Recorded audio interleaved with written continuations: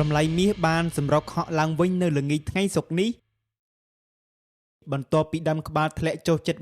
$120ក្នុងមួយរំលឹងមិនធ្លាប់មានកាលពីម្សិលមិញបន្ទាប់ពីសហរដ្ឋអាមេរិកបានប្រកាសពន្ធនាំចូលថ្មីខណៈអ្នកវិនិយោគបានវាយតម្លៃឡើងវិញនៅហានិភ័យរបស់ពួកគេបន្ទាប់ពីវិធានការពន្ធគយរបស់ប្រធានាធិបតីអាមេរិកលោកដូណាល់ត្រាំដែលបានផ្ដល់ភាពច្បាស់លាស់បន្ថែមទៀតលើនិន្នាការទីផ្សារដែលបានបង្កើនការព្រួយបារម្ភអំពីការធ្លាក់ចុះនៃសេដ្ឋកិច្ចជាខ្លាំង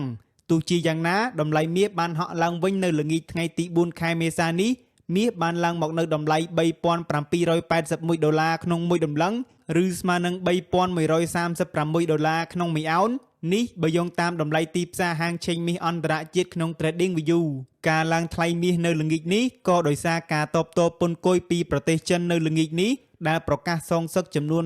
34% ទៅលើអាមេរិកដែលនឹងត្រូវចូលជាធរមានចាប់ពីថ្ងៃទី10ខែមេសាខាងមុខនេះផងដែរសូមបញ្ជាក់ថាតម្លៃមាសបានកើនឡើង 20.5% គិតចាប់តាំងពីដើមឆ្នាំ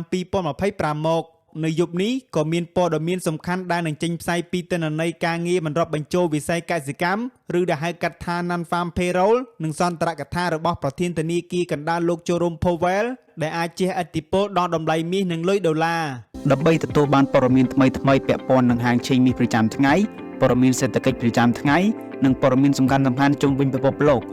អ្នកអាចតាមដានបានតាមរយៈ Channel Telegram របស់ Mastercard Academy ដែលគ្រាន់តែចុចនៅក្នុង link ដែលបានដាក់នៅក្នុង caption ខាងក្រោមវីដេអូសូមអរគុណ